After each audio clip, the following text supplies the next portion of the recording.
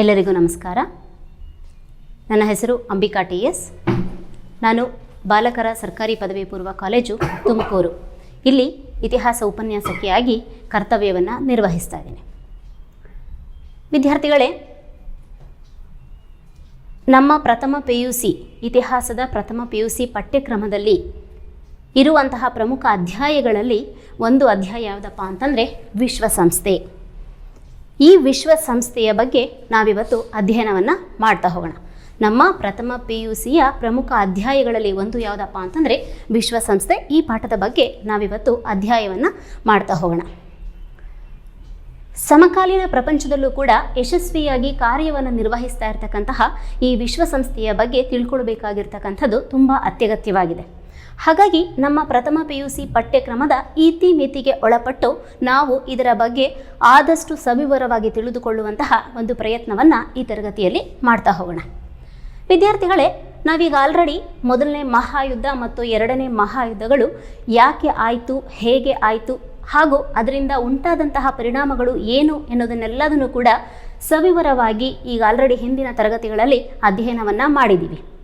ಮೊದಲನೇ ಮಹಾಯುದ್ಧದಿಂದ ಆದಂತಹ ಆರ್ಥಿಕ ನಷ್ಟ, ಮಾನವ ನಷ್ಟ ಹಾಗೂ ಅದರಿಂದ ಆದಂತಹ ವಿನಾಶಕಾರಿ ಪರಿಣಾಮಗಳನ್ನು ಮನಗಂಡಂತಹ ಅಂತಾರಾಷ್ಟ್ರೀಯ ಮಟ್ಟದ ರಾಜನೀತಿಜ್ಞರುಗಳು, ರಾಜಕೀಯ ನಾಯಕರುಗಳು ಇನ್ನು ಮುಂದೆ ಇಂತಹ ಒಂದು ಭೀಕರವಾದಂತಹ ಮಹಾಯುದ್ಧ ನಡೀಬಾರದು, ಅದರ ಜೊತೆಗೆ ರಾಷ್ಟ್ರಗಳ ನಡುವೆ ಸ್ನೇಹ ಸೌಹಾರ್ದಯುತವಾದಂತಹ ವಾತಾವರಣವನ್ನು ಮೂಡಿಸಬೇಕು, ಜೊತೆಗೆ ಒಂದು ಅಂತಾರಾಷ್ಟ್ರೀಯ ವೇದಿಕೆ ಇರಬೇಕು ರಾಷ್ಟ್ರಗಳ ಸಮಸ್ಯೆಯನ್ನು ಬಗೆಹರಿಸೋದಕ್ಕೆ ಅನ್ನೋದನ್ನು ಅವರು ಮನಗಾಣ್ತಾ ಹೋಗ್ತಾರೆ.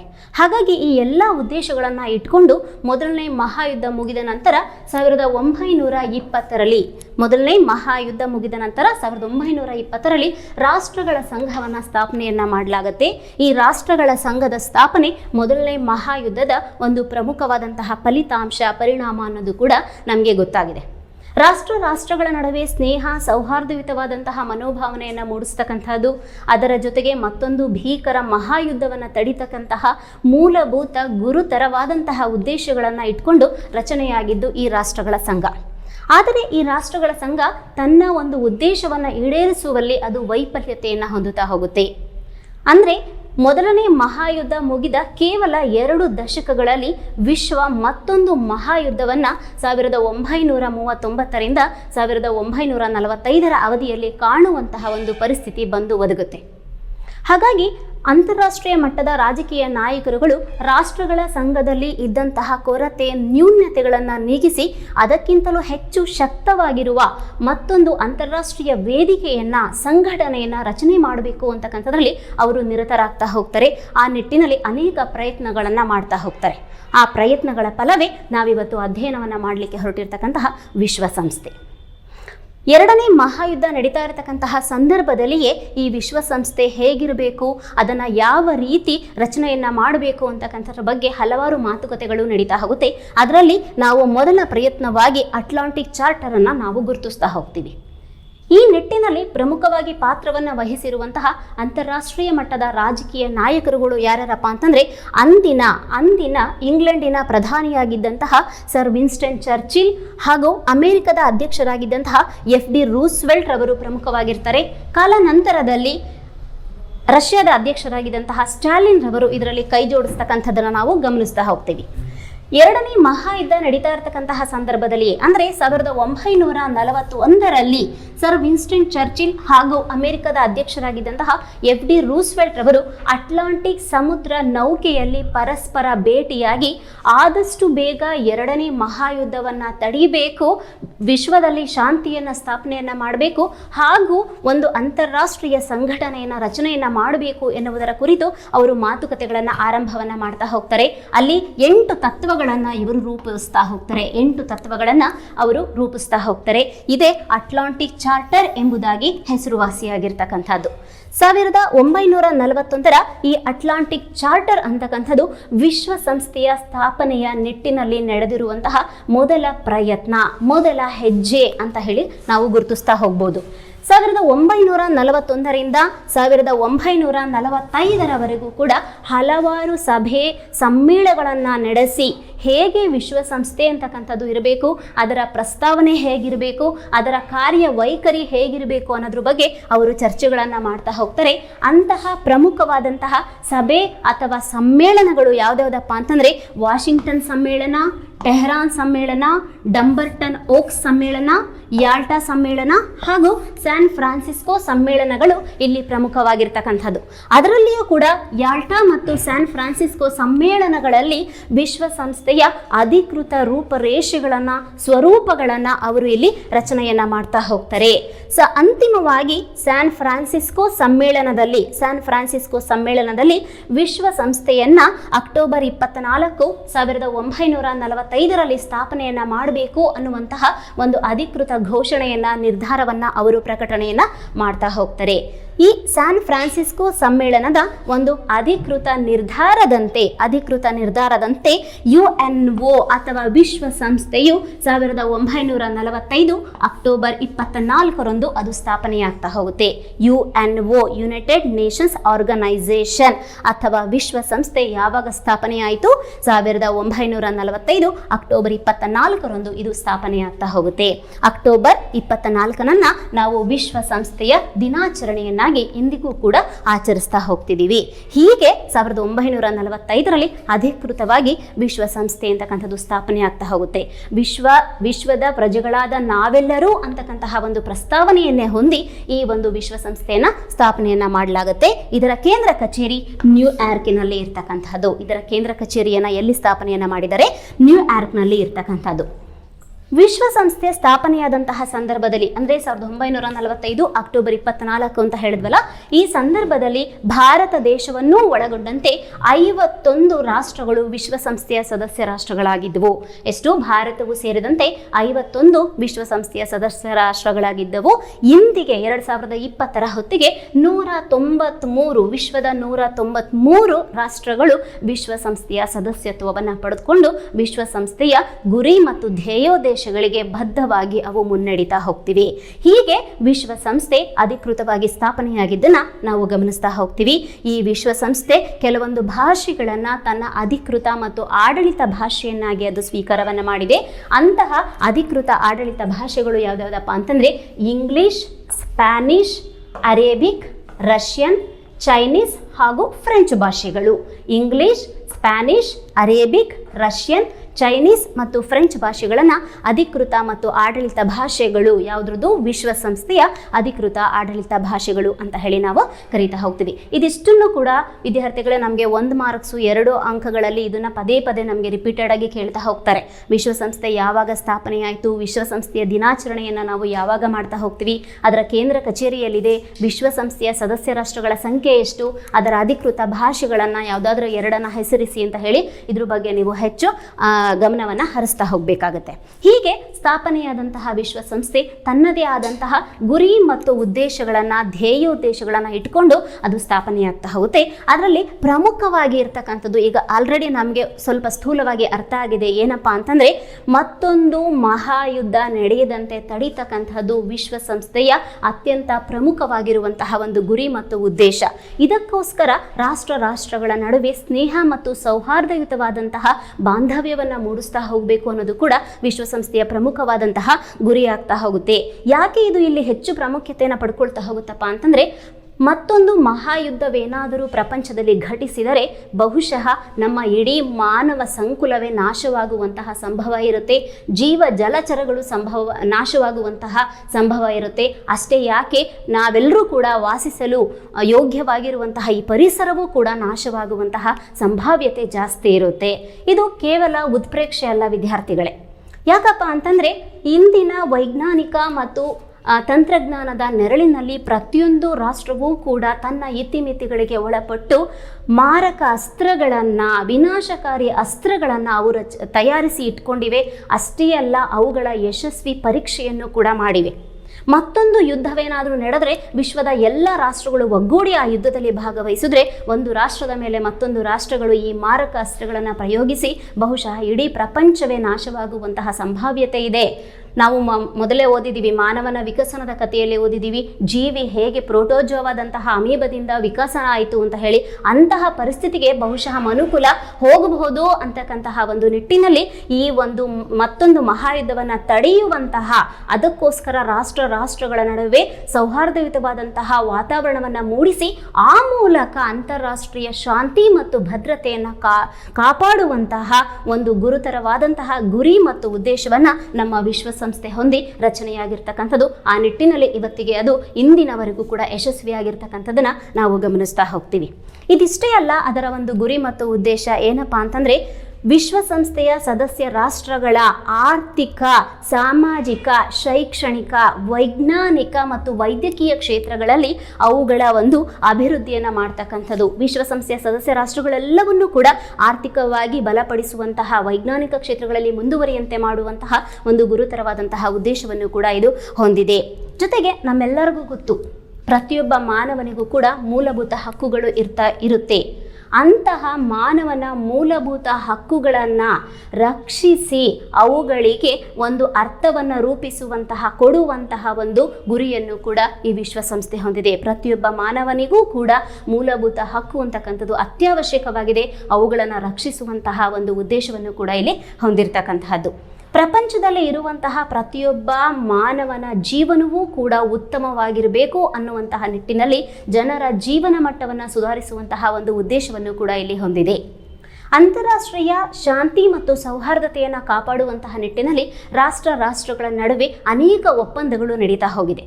ಅಂತಹ ಒಪ್ಪಂದಗಳಿಗೆ ಪ್ರತಿಯೊಂದು ರಾಷ್ಟ್ರವೂ ಕೂಡ ಬದ್ಧವಾಗಿರುವಂತೆ ನೋಡಿಕೊಂಡು ಆ ಮೂಲಕವಾಗಿ ಶಾಂತಿ ಮತ್ತು ಸೌಹಾರ್ದತೆಯನ್ನು ಕಾಪಾಡುವಂತಹ ಒಂದು ಗುರಿ ಮತ್ತು ಉದ್ದೇಶವೂ ಕೂಡ ವಿಶ್ವಸಂಸ್ಥೆಗೆ ಇರ್ತಕ್ಕಂಥದ್ದನ್ನು ನಾವು ಗಮನಿಸ್ತಾ ಹೋಗ್ತೀವಿ. ಅಂತಾರಾಷ್ಟ್ರೀಯ ಕಾನೂನುಗಳನ್ನು ಕೂಡ ರಕ್ಷಿಸುವಂತಹ, ಅವುಗಳಿಗೆ ಅರ್ಥವನ್ನು ನೀಡುವಂತಹ, ಅರ್ಥೈಸುವಂತಹ ಒಂದು ಗುರಿ ಕೆಲಸವನ್ನು ಕೂಡ ವಿಶ್ವಸಂಸ್ಥೆ ಮಾಡ್ತಾ ಹೋಗಿದೆ. ಇದೆಲ್ಲದಕ್ಕಿಂತ ಬಹುಮುಖ್ಯವಾಗಿರ್ತಕ್ಕಂತಹ ಮತ್ತೊಂದು ಗುರಿ ಏನಪ್ಪಾ ಅಂತಂದ್ರೆ ವಿಶ್ವದ ರಾಷ್ಟ್ರಗಳಲ್ಲಿ ನಿಶಸ್ತ್ರೀಕರಣ ಸಾಧಿಸತಕ್ಕಂಥದ್ದು ಕೂಡ ವಿಶ್ವಸಂಸ್ಥೆಯ ಪ್ರಮುಖವಾದಂತಹ ಗುರಿ.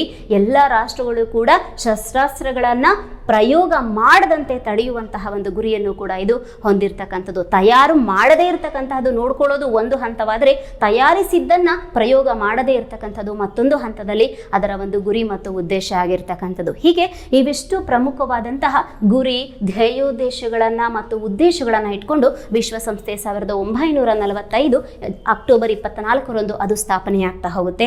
ಇದನ್ನು ಕೂಡ ನಮಗೆ 2 ಅಂಕಗಳ ಪ್ರಶ್ನೆಗಳಲ್ಲಿ ವಿದ್ಯಾರ್ಥಿಗಳೇ ಕೇಳ್ತಾ ಹೋಗ್ತಾರೆ. ಇದ್ರ ಬಗ್ಗೆನೂ ಕೂಡ ನಾವು ಹೆಚ್ಚು ಗಮನವನ್ನು ಹರಿಸ್ತಾ ಹೋಗಬೇಕಾಗುತ್ತೆ. ಹೀಗೆ ಸ್ಥಾಪನೆಯಾದಂತಹ ವಿಶ್ವಸಂಸ್ಥೆ ಇವತ್ತು ಹೆಚ್ಚು ಯಶಸ್ವಿಯಾಗಿ ಮುನ್ನಡೆಯೋದಕ್ಕೆ ಅದರ ಆಡಳಿತ ವ್ಯವಸ್ಥೆ ಅತ್ಯಂತ ಪ್ರಮುಖವಾಗಿರ್ತಕ್ಕಂತಹ ಒಂದು ಕಾರಣ. ಈ ಒಂದು ವಿಶ್ವಸಂಸ್ಥೆ ಇವತ್ತು ಸುಗಮವಾಗಿ ತನ್ನ ಕಾರ್ಯವನ್ನು ನಿರ್ವಹಿಸೋದಕ್ಕೆ ಅದು ಪ್ರಮುಖವಾಗಿ 6 ಪ್ರಧಾನ ಅಂಗಸಂಸ್ಥೆಗಳನ್ನು ಅದು ಸ್ಥಾಪನೆಯನ್ನು ಮಾಡಿಕೊಂಡಿದೆ. ವಿಶ್ವಸಂಸ್ಥೆ ವಿಶ್ವ ಸರ್ಕಾರದಂತೆ ಅದು ಕಾರ್ಯನಿರ್ವಹಿಸೋದಕ್ಕೆ ಪ್ರಮುಖವಾಗಿ ಅದು 6 ಪ್ರಧಾನ ಅಂಗಸಂಸ್ಥೆಗಳ ಸಹಕಾರದೊಂದಿಗೆ ಅದು ಕಾರ್ಯನಿರ್ವಹಿಸ್ತಾ ಇದೆ. ಅವುಗಳನ್ನು ನಾವು ಈಗ ಸ್ಥೂಲವಾಗಿ ಪರಿಚಯವನ್ನ ಮಾಡಿಕೊಳ್ಳುವಂತಹ ಪ್ರಯತ್ನವನ್ನ ಮಾಡ್ತಾ ಹೋಗೋಣ. ಸಾಮಾನ್ಯ ಸಭೆ, ಭದ್ರತಾ ಮಂಡಳಿ, ಆರ್ಥಿಕ ಮತ್ತು ಸಾಮಾಜಿಕ ಸಮಿತಿ, ಧರ್ಮದರ್ಶಿ ಮಂಡಳಿ, ಅಂತಾರಾಷ್ಟ್ರೀಯ ನ್ಯಾಯಾಲಯ ಹಾಗೂ ಸಚಿವಾಲಯ, ಈ 6 ಪ್ರಧಾನ ಅಂಗಸಂಸ್ಥೆಗಳು ವಿಶ್ವಸಂಸ್ಥೆಗೆ. ಇವು ವಿಶ್ವ ಸರ್ಕಾರದಂತೆ ವಿಶ್ವಸಂಸ್ಥೆ ಕಾರ್ಯವನ್ನು ನಿರ್ವಹಿಸುವಲ್ಲಿ ಈ 6 ಪ್ರಧಾನ ಅಂಗಸಂಸ್ಥೆಗಳು ಇಲ್ಲಿ ಸಹಕಾರಿಯಾಗಿರ್ತಕ್ಕಂಥದ್ದು. ಅದರಲ್ಲಿ ಮೊದಲನೇದಾಗಿ ನಾವು ಯಾವುದನ್ನು ನೋಡ್ತೀವಪ್ಪ ಅಂತಂದ್ರೆ ಸಾಮಾನ್ಯ ಸಭೆ ಅಥವಾ ಜನರಲ್ ಅಸೆಂಬ್ಲಿಯನ್ನ ನಾವು ಇಲ್ಲಿ ನೋಡ್ತಾ ಬರ್ತೀವಿ. ಇದು ವಿಶ್ವಸಂಸ್ಥೆಯ ಪ್ರಾಥಮಿಕ ಮತ್ತು ಪ್ರಥಮವಾಗಿರುವಂತಹ ಒಂದು ಬಹುಮುಖ್ಯವಾದಂತಹ ಒಂದು ಅಂಗ. ಇದು ವಿಶ್ವಸಂಸ್ಥೆಯ ಶಾಸಕಾಂಗದಂತೆ ಕರ್ತವ್ಯವನ್ನ ನಿರ್ವಹಿಸ್ತಾ ಹೋಗುತ್ತೆ. ಜನರಲ್ ಅಸೆಂಬ್ಲಿ ಇದೆಯಲ್ಲ, ಇದು ವಿಶ್ವಸಂಸ್ಥೆಯ ಶಾಸಕಾಂಗದಂತೆ ಇದು ಕರ್ತವ್ಯವನ್ನ ಇದು ನಿರ್ವಹಿಸ್ತಾ ಹೋಗುತ್ತೆ. ವಿಶ್ವಸಂಸ್ಥೆಯ ಸದಸ್ಯ ರಾಷ್ಟ್ರಗಳೆಲ್ಲವೂ ಕೂಡ ಈ ಸಾಮಾನ್ಯ ಸಭೆಯ ಸದಸ್ಯ ರಾಷ್ಟ್ರಗಳಾಗಿರುತ್ತವೆ.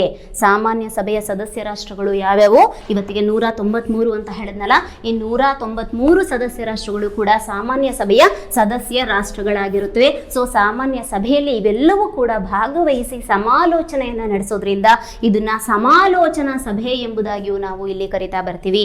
ಸಾಮಾನ್ಯ ಸಭೆಯನ್ನ ಸಮಾಲೋಚನಾ ಸಭೆ ಎಂಬುದಾಗಿಯೂ ಕೂಡ ನಾವು ಇಲ್ಲಿ ಗುರುತಿಸ್ತಾ ಬರ್ತೀವಿ. ಈ ಒಂದು ಸಾಮಾನ್ಯ ಸಭೆಯ ಒಂದು ಪ್ರಮುಖವಾದಂತಹ ಕರ್ತವ್ಯ ಏನಪ್ಪಾ ಅಂತಂದ್ರೆ, ಉಳಿದ ಮಂಡಳಿಗಳು ಇದೆಯಲ್ಲ ಅಥವಾ ಅಂಗಸಂಸ್ಥೆಗಳು ಇವೆಯಲ್ಲ, ಆ ಉಳಿದ ಮಂಡಳಿ ಮತ್ತು ಅಂಗಸಂಸ್ಥೆಗಳು, ಭದ್ರತಾ ಮಂಡಳಿ ಇರ್ಬೋದು, ಅವುಗಳ ಖಾಯಂ ಅಲ್ಲದ ಸದಸ್ಯ ರಾಷ್ಟ್ರಗಳು ಇವೆ, ಅವನ್ನ ನಾವು ಮುಂದೆ ನೋಡ್ತಾ ಹೋಗ್ತೀವಿ. ಈ ಖಾಯಂ ಅಲ್ಲದ ಸದಸ್ಯ ರಾಷ್ಟ್ರಗಳು, ಆರ್ಥಿಕ ಮತ್ತು ಸಾಮಾಜಿಕ ಮಂಡಳಿಯ ಸದಸ್ಯ ರಾಷ್ಟ್ರಗಳು, ಅದೇ ರೀತಿ ಧರ್ಮದರ್ಶಿ ಮಂಡಳಿ, ಅಂತಾರಾಷ್ಟ್ರೀಯ ನ್ಯಾಯಾಲಯದ ನ್ಯಾಯಾಧೀಶರು ಹಾಗೂ ಸಚಿವಾಲಯದ ಮಹಾ ಕಾರ್ಯದರ್ಶಿಯನ್ನ ನೇಮಿಸುವಂತಹ, ಆಯ್ಕೆ ಮಾಡುವಂತಹ ಒಂದು ಪ್ರಮುಖವಾದಂತಹ ಕರ್ತವ್ಯವನ್ನ ಇಲ್ಲಿ ಸಾಮಾನ್ಯ ಸಭೆ ಇಲ್ಲಿ ಮಾಡ್ತಾ ಹೋಗುತ್ತೆ. ಅತ್ಯಂತ ಪ್ರಮುಖವಾಗಿರ್ತಕ್ಕಂಥದ್ದು ಅಂತಾರಾಷ್ಟ್ರೀಯ ಶಾಂತಿ ಮತ್ತು ಭದ್ರತೆಯನ್ನ ಕಾಪಾಡುವಂತಹ ವಿಷಯವನ್ನ ಕುರಿತು ಚರ್ಚಿಸುವಂತಹ ಒಂದು ಬಹುಮುಖ್ಯವಾದಂತಹ ಅಧಿಕಾರ ಮತ್ತು ಕರ್ತವ್ಯ ಯಾರಿಗಿದೆಯಪ್ಪ ಅಂತಂದ್ರೆ ಈ ಸಾಮಾನ್ಯ ಸಭೆಗೆ ಇರತಕ್ಕಂಥದ್ದು. ಈ ಸಾಮಾನ್ಯ ಸಭೆ ತನ್ನದೇ ಆದಂತಹ ಅಧ್ಯಕ್ಷ ಮತ್ತು ಉಪಾಧ್ಯಕ್ಷನನ್ನ ನೇಮಕವನ್ನ ಮಾಡಿಕೊಂಡು ಪ್ರತಿ ವರ್ಷ ಸೆಪ್ಟೆಂಬರ್ ತಿಂಗಳಿನಲ್ಲಿ ಅದು ಸಭೆಯನ್ನ ಸೇರ್ತಾ ಹೋಗುತ್ತೆ. ಭದ್ರತಾ ಮಂಡಳಿಯ ವಿಶೇಷ ಸಲಹೆಯ ಮೂಲಕವಾಗಿ ಅದು ಮತ್ತೊಮ್ಮೆ ಸಭೆ ಸೇರಲು ಕೂಡ ಅದು ಸಾಧ್ಯ ಇದೆ ಅನ್ನೋದು ಕೂಡ ಇಲ್ಲಿ ಗಮನಿಸ್ತಾ ಹೋಗ್ಬೇಕಾಗತ್ತೆ. ಈ ಸಾಮಾನ್ಯ ಸಭೆಗೆ ಯಾವ ರಾಷ್ಟ್ರಗಳು ಸೇರ್ಕೋಬಹುದಪ್ಪ ಅಂತಂದ್ರೆ, ಶಾಂತಿ ಮತ್ತು ಭದ್ರತೆಯನ್ನ ಕಾಪಾಡುವಂತಹ ಉದ್ದೇಶವನ್ನ ಹೊಂದಿರುವಂತಹ, ವಿಶ್ವಸಂಸ್ಥೆಯ ಧ್ಯೇಯ ಉದ್ದೇಶಗಳನ್ನ ಎತ್ತಿ ಹಿಡಿದು ಅವುಗಳನ್ನ ಅದೇ ರೀತಿಯಲ್ಲಿ ನಡೆಯುವಂತಹ ಉದ್ದೇಶವನ್ನ ಹೊಂದಿರುವಂತಹ ಎಲ್ಲ ಶಾಂತಿಪ್ರಿಯ ರಾಷ್ಟ್ರಗಳು ಕೂಡ ಈ ಸಾಮಾನ್ಯ ಸಭೆಯ ಸದಸ್ಯತ್ವವನ್ನ ಪಡಿತಾ ಹೋಗ್ಬೋದು. ಅದನ್ನ 3/2 ಬಹುಮತದೊಂದಿಗೆ ಈ ಒಂದು ಸಾಮಾನ್ಯ ಸಭೆಗೆ ಅಥವಾ ವಿಶ್ವಸಂಸ್ಥೆಗೆ ಸೇರಿಸಿಕೊಳ್ಳುವಂತಹ ಒಂದು ಕರ್ತವ್ಯ ಯಾವುದರದಾಗಿದೆಯಪ್ಪ ಅಂದ್ರೆ ಸಾಮಾನ್ಯ ಸಭೆಗೆ. ವಿದ್ಯಾರ್ಥಿಗಳೇ, ಈ ಸಾಮಾನ್ಯ ಸಭೆಗೆ 5 ಜನ ಪ್ರತಿನಿಧಿಗಳ ಒಂದು ನಿಯೋಗವನ್ನ ಪ್ರತಿ ರಾಷ್ಟ್ರವು ಕಳಿಸ್ತಾ ಹೋಗುತ್ತೆ. ಪ್ರತಿ ರಾಷ್ಟ್ರವು ಕೂಡ 5 ಪ್ರತಿನಿಧಿಗಳ ಒಂದು ನಿಯೋಗವನ್ನ ಸಾಮಾನ್ಯ ಸಭೆಗೆ ಕಳಿಸುತ್ತವೆ. ಆದರೆ ಒಂದು ರಾಷ್ಟ್ರಕ್ಕೆ ಒಂದೇ ಒಂದು ಮತದಾನದ ಹಕ್ಕು ಇರತಕ್ಕಂಥದ್ದು. 5 ಜನ ಪ್ರತಿನಿಧಿಗಳ ನಿಯೋಗ ಹೋಗ್ಬೋದು, ಆದರೆ ಮತದಾನದ ಹಕ್ಕು ಕೇವಲ 1 ಇರುತ್ತೆ. ಭಾರತ ದೇಶದಿಂದ 5 ಪ್ರತಿನಿಧಿಗಳ ಒಂದು ನಿಯೋಗ ಹೋದ್ರೆ ಭಾರತ ದೇಶವನ್ನ ಅಷ್ಟೇ ಅವರು ಪ್ರತಿನಿಧಿಸಿ ಒಂದು ಮತವನ್ನ ಚಲಾಯಿಸುವಂತ ಹಕ್ಕನ್ನ ಹೊಂದಿರತಕ್ಕಂಥದ್ದು. ಹೀಗೆ ಈ ಸಾಮಾನ್ಯ ಸಭೆ ಈ ಉಳಿದ ಎಲ್ಲ ಅಂಗಸಂಸ್ಥೆಗಳ ಪ್ರಮುಖ ರಾಷ್ಟ್ರಗಳನ್ನ ಅಥವಾ ಸದಸ್ಯ ರಾಷ್ಟ್ರಗಳನ್ನ ನೇಮಕ ಮಾಡುವುದರ ಜೊತೆಗೆ ಅಂತಾರಾಷ್ಟ್ರೀಯ ಶಾಂತಿ ಮತ್ತು ಭದ್ರತೆಯ ಕುರಿತು ಚರ್ಚಿಸುವಂತಹ ಬಹುಮುಖ್ಯವಾದಂತಹ ಅಧಿಕಾರ ಮತ್ತು ಕರ್ತವ್ಯವನ್ನ ಇದು ಹೊಂದಿರತಕ್ಕಂಥದ್ದು. ಅದಕ್ಕೋಸ್ಕರನೇ ನಾವು ಇದನ್ನ ಶಾಸಕಾಂಗ, ಸಾಮಾನ್ಯ ಸಭೆಯನ್ನ ವಿಶ್ವಸಂಸ್ಥೆಯ ಶಾಸಕಾಂಗ ಅಂತ ಹೇಳಿ ನಾವು ಗುರುತಿಸ್ತಾ ಬರ್ತೀವಿ. ವಿಶ್ವಸಂಸ್ಥೆ ಸುಗಮವಾಗಿ ಕಾರ್ಯಾಚರಣೆಯನ್ನು ನಡೆಸುವಲ್ಲಿ ಮತ್ತೊಂದು ಬಹುಮುಖ್ಯವಾದಂತಹ ಒಂದು ಅಂಗಸಂಸ್ಥೆ ಯಾವುದಪ್ಪ ಅಂದರೆ ಭದ್ರತಾ ಮಂಡಳಿ, ಸೆಕ್ಯೂರಿಟಿ ಕೌನ್ಸಿಲ್. ಈ ಭದ್ರತಾ ಮಂಡಳಿ ವಿಶ್ವಸಂಸ್ಥೆಯ ಕಾರ್ಯಾಂಗದಂತೆ ಇದು ಕರ್ತವ್ಯವನ್ನು ನಿರ್ವಹಿಸ್ತಾ ಹೋಗುತ್ತೆ. ಕಾರ್ಯನಿರ್ವಾಹಕ ಅಂಗ ಅಂತ ಹೇಳಿ ನಾವು ಕರಿತಾ ಹೋಗ್ತೀವಿ. ಸಾಮಾನ್ಯ ಸಭೆ ಶಾಸಕಾಂಗ ಆದರೆ ಭದ್ರತಾ ಮಂಡಳಿ ಕಾರ್ಯಾಂಗದಂತೆ ಇಲ್ಲಿ ಕರ್ತವ್ಯವನ್ನು ಅದು ನಿರ್ವಹಿಸ್ತಾ ಹೋಗುತ್ತೆ. ಈ ಭದ್ರತಾ ಮಂಡಳಿಯ ಸದಸ್ಯ ರಾಷ್ಟ್ರಗಳ ಸಂಖ್ಯೆ ಎಷ್ಟಪ್ಪ ಅಂತಂದ್ರೆ 15 ಈ ಭದ್ರತಾ ಮಂಡಳಿಯ ಸದಸ್ಯ ರಾಷ್ಟ್ರಗಳ ಸಂಖ್ಯೆ. ಅದರಲ್ಲಿ ಮತ್ತೆ ನಾವು 2 ವಿಭಾಗಗಳನ್ನು ನೋಡ್ತಾ ಹೋಗ್ತೀವಿ.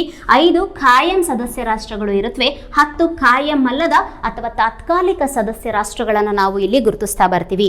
ಆ 5 ಖಾಯಂ ಸದಸ್ಯ ರಾಷ್ಟ್ರಗಳು ಯಾವ್ದಾವ್ದಪ್ಪ ಅಂತಂದ್ರೆ ಅಮೇರಿಕಾ, ರಷ್ಯಾ, ಚೀನಾ, ಫ್ರಾನ್ಸ್ ಮತ್ತು England. America, Russia, China, France ಮತ್ತು ಇಂಗ್ಲೆಂಡ್ಗಳು 5 ಖಾಯಂ ಸದಸ್ಯ ರಾಷ್ಟ್ರಗಳು. ಭದ್ರತಾ ಮಂಡಳಿಯ 5 ಖಾಯಂ ಸದಸ್ಯ ರಾಷ್ಟ್ರಗಳು. ಇದನ್ನು ಚೆನ್ನಾಗಿ ನಾವು ಇಲ್ಲಿ ನೆನಪಿಟ್ಕೊಳ್ತಾ ಹೋಗಬೇಕು. ಇನ್ನು ಉಳಿದ 10 ಖಾಯಂ ಅಲ್ಲದ ಅಥವಾ ತಾತ್ಕಾಲಿಕ ಸದಸ್ಯ ರಾಷ್ಟ್ರಗಳನ್ನು 2 ವರ್ಷದ ಅವಧಿಗೆ ವಿಶ್ವಸಂಸ್ಥೆಯ ಸಾಮಾನ್ಯ ಸಭೆ ಇಲ್ಲಿ ಆಯ್ಕೆಯನ್ನ ಮಾಡ್ತಾ ಹೋಗುತ್ತೆ. 2 ವರ್ಷದ ಅವಧಿಗೆ ಸಾಮಾನ್ಯ ಸಭೆ 10 ಖಾಯಂ ಅಲ್ಲದ ಸದಸ್ಯ ರಾಷ್ಟ್ರಗಳನ್ನ ಇಲ್ಲಿ ನೇಮಕವನ್ನ ಮಾಡ್ತಾ ಹೋಗುತ್ತೆ. ವಿಶ್ವಸಂಸ್ಥೆಯ ಸದಸ್ಯ ರಾಷ್ಟ್ರಗಳ ಸಂಖ್ಯೆ ಅಂದ್ರೆ 193 ಅಂತ ಬರಿತೀವಿ. ಭದ್ರತಾ ಮಂಡಳಿಯ ಸದಸ್ಯ ರಾಷ್ಟ್ರಗಳ ಸಂಖ್ಯೆ ಅಂದ್ರೆ 15 ಅಂತ ಹೇಳಿ ಬರಿತೀವಿ. ಅದರಲ್ಲಿ ಪುನಃ 2 ಭಾಗಗಳು, 5 ಖಾಯಂ ಸದಸ್ಯ ರಾಷ್ಟ್ರಗಳು, ಉಳಿದ 10 ಖಾಯಂ ಅಲ್ಲದ ಅಥವಾ ತಾತ್ಕಾಲಿಕ ಸದಸ್ಯ ರಾಷ್ಟ್ರಗಳನ್ನ ನಾವಿಲ್ಲಿ ಗಮನಿಸ್ತೀವಿ. ಇಲ್ಲಿ ಗೊಂದಲವನ್ನ ಮಾಡ್ಕೊಳ್ಳೋ ಅವಶ್ಯಕತೆ ಇಲ್ಲ. ಈ 5 ಖಾಯಂ ಸದಸ್ಯ ರಾಷ್ಟ್ರಗಳಿಗೆ ಒಂದು ವಿಶೇಷವಾದಂತಹ ಅಧಿಕಾರ ಇದೆ.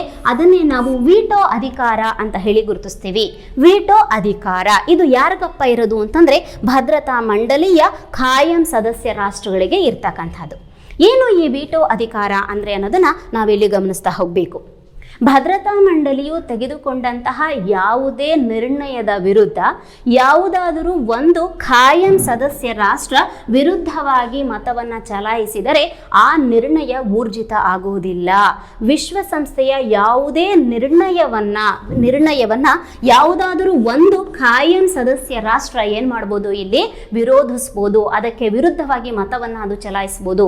ಒಂದು ಖಾಯಂ ಸದಸ್ಯ ರಾಷ್ಟ್ರವಾದರೂ ಕೂಡ ಆ ಒಂದು ವಿಶ್ವಸಂಸ್ಥೆಯ ನಿರ್ಧಾರ, ಭದ್ರತಾ ಮಂಡಳಿಯ ನಿರ್ಧಾರ ಅಲ್ಲಿ ಏನಾಗುವುದಿಲ್ಲ, ಊರ್ಜಿತ ಆಗುವುದಿಲ್ಲ. ಇಂತಹ ಒಂದು ವಿಶೇಷ ಅಧಿಕಾರವನ್ನ ಈ ಖಾಯಂ ಸದಸ್ಯ ರಾಷ್ಟ್ರಗಳು ಹೊಂದಿರತಕ್ಕಂಥದ್ದು. ಸೊ ಇದನ್ನ ನಿರಾಕರಣ ಅಧಿಕಾರ, ನಿಷೇಧಾತ್ಮಕ ಅಧಿಕಾರ, ನಿರಾಕರಿಸುವ ಅಧಿಕಾರ ಅಂತಾನು ಹೇಳಿ ನಾವು ಕರಿತಾ ಹೋಗ್ತೀವಿ. ಇದನ್ನ 2 ಅಂಕದ ಪ್ರಶ್ನೆಗಳಲ್ಲಿ ಕೇಳ್ತಾ ಹೋಗ್ತಾರೆ. ಭದ್ರತಾ ಮಂಡಳಿಯ ಯಾವುದೇ ನಿರ್ಣಯವನ್ನ ಯಾವುದಾದರೂ ಒಂದು ಸದಸ್ಯ ರಾಷ್ಟ್ರವಾದರೂ ಅದರ ವಿರುದ್ಧವಾಗಿ ಮತವನ್ನ ಚಲಾಯಿಸಿದರೆ ಆ ನಿರ್ಣಯ ಊರ್ಜಿತ ಆಗುವುದಿಲ್ಲ. ಖಾಯಂ ಸದಸ್ಯ ರಾಷ್ಟ್ರಗಳ ಈ ವಿಶೇಷ ಅಧಿಕಾರವೇ ವೀಟೋ ಅಧಿಕಾರ. ಈ ವೀಟೋ ಅಧಿಕಾರ ಯಾರಿಗೆ ಇರತಕ್ಕಂಥದ್ದು? ಖಾಯಂ ಸದಸ್ಯ ರಾಷ್ಟ್ರಗಳಿಗೆ. ಇದನ್ನ ಚೆನ್ನಾಗಿ ಗಮನಿಸ್ತಾ ಹೋಗಬೇಕು. ಇನ್ನು ಈ ಭದ್ರತಾ ಮಂಡಳಿಯ ಪ್ರಮುಖವಾದಂತಹ ಒಂದು ಕರ್ತವ್ಯ ಏನಾಗಿದೆಯಪ್ಪ ಅಥವಾ ಅಧಿಕಾರ ಏನಾಗಿದೆಯಪ್ಪ ಅಂತಂದ್ರೆ ಅದು ಇಲ್ಲಿ ಪ್ರಮುಖವಾಗಿರ್ತಕ್ಕಂಥದ್ದು ಅಂತಾರಾಷ್ಟ್ರೀಯ ಶಾಂತಿ ಮತ್ತು ಭದ್ರತೆಯನ್ನು ಕಾಪಾಡ್ತಕ್ಕಂಥದ್ದು ಈ ಒಂದು ಭದ್ರತಾ ಮಂಡಳಿಯ ಬಹುಮುಖ್ಯವಾಗಿರ್ತಕ್ಕಂಥದ್ದು. ಕಾರ್ಯಾಂಗದಂತೆ ಅದು ಕಾರ್ಯವನ್ನು ನಿರ್ವಹಿಸ್ತಾ ಇರೋದ್ರಿಂದ ಅದು ಭದ್ರತಾ ಮಂಡಳಿ ಶಾಂತಿ ಮತ್ತು ಸೌಹಾರ್ದತೆಯನ್ನು ಕಾಪಾಡುವಂತಹ ನಿಟ್ಟಿನಲ್ಲಿ ಬೇರೆ ಬೇರೆ ರೀತಿಯಾದಂತಹ ಸೈನಿಕ ಕಾರ್ಯಾಚರಣೆಯನ್ನು, ಶಾಂತಿ ಪಾಲನಾ ಪಡೆಯನ್ನು ಕಳುಹಿಸುವಂತಹ ಒಂದು ನಿರ್ಧಾರವನ್ನು ಭದ್ರತಾ ಮಂಡಳಿಯೇ ಕೈಗೊಳ್ತಾ ಹೋಗುತ್ತೆ. ಅಂತಹ ಒಂದು ಅಧಿಕಾರವನ್ನು ಈ ಭದ್ರತಾ ಮಂಡಳಿ ಹೊಂದಿರತಕ್ಕಂಥದ್ದು. ವಿಶ್ವಸಂಸ್ಥೆಯ ಪ್ರಧಾನ 6 ಅಂಗಸಂಸ್ಥೆಗಳಲ್ಲಿ ಮತ್ತೊಂದು ಪ್ರಮುಖವಾಗಿರ್ತಕ್ಕಂಥದ್ದು ಯಾವುದಪ್ಪ ಅಂದರೆ ಆರ್ಥಿಕ ಮತ್ತು ಸಾಮಾಜಿಕ ಮಂಡಳಿ. ಆರ್ಥಿಕ ಮತ್ತು ಸಾಮಾಜಿಕ ಮಂಡಳಿ ವಿಶ್ವಸಂಸ್ಥೆಯ ಮತ್ತೊಂದು ಪ್ರಧಾನವಾಗಿರುವಂತಹ 6 ಅಂಗಸಂಸ್ಥೆಗಳು.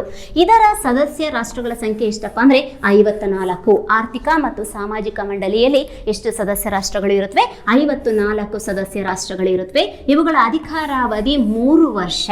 3 ವರ್ಷಗಳಿಗೊಮ್ಮೆ 1/3 ರಾಷ್ಟ್ರಗಳು ನಿವೃತ್ತಿಯಾಗ್ತಾ ಹೋಗುತ್ತವೆ.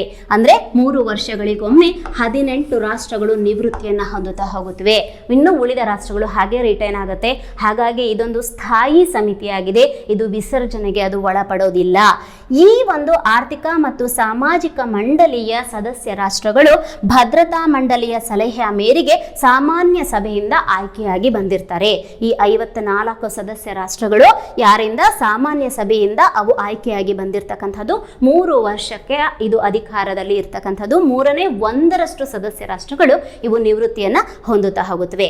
ಈ ಆರ್ಥಿಕ ಮತ್ತು ಸಾಮಾಜಿಕ ಮಂಡಳಿಯ ಹೆಸರೇ ಸೂಚಿಸುವಂತೆ ವಿಶ್ವಸಂಸ್ಥೆಯ ಪ್ರತಿಯೊಂದು ಸದಸ್ಯ ರಾಷ್ಟ್ರದ ಆರ್ಥಿಕ ಮತ್ತು ಸಾಮಾಜಿಕ ಪರಿಸ್ಥಿತಿಯನ್ನ ಸುಧಾರಿಸುವಂತಹ, ಅಭಿವೃದ್ಧಿಗೊಳಿಸುವಂತಹ, ಶೈಕ್ಷಣಿಕ, ವೈಜ್ಞಾನಿಕ, ವೈದ್ಯಕೀಯ ಕ್ಷೇತ್ರಗಳಲ್ಲಿ ಅಭಿವೃದ್ಧಿಯನ್ನ ಸಾಧಿಸುವಂತಹ ಒಂದು ಬಹುಮುಖ್ಯವಾದಂತಹ ಉದ್ದೇಶವನ್ನ, ಕರ್ತವ್ಯವನ್ನ ಈ ಆರ್ಥಿಕ ಮತ್ತು ಸಾಮಾಜಿಕ ಮಂಡಳಿ ಹೊಂದಿರತಕ್ಕಂತಹದ್ದು. ಮತ್ತೊಂದು ಪ್ರಧಾನ ಅಂಗಸಂಸ್ಥೆ ಯಾವುದಪ್ಪ ಅಂತಂದ್ರೆ ಧರ್ಮದರ್ಶಿ ಮಂಡಳಿ ಅಂತ ಹೇಳಿ ಗುರುತಿಸ್ತಾ ಬರ್ತೀವಿ. ಟ್ರಸ್ಟಿಶಿಪ್ ಅಂತ ಹೇಳಿ ಕರಿತೀವಿ. ಈ ಧರ್ಮದರ್ಶಿ ಮಂಡಳಿಯ ಸದಸ್ಯ ರಾಷ್ಟ್ರಗಳ ಸಂಖ್ಯೆ ಎಷ್ಟಪ್ಪ ಅಂತಂದ್ರೆ 14.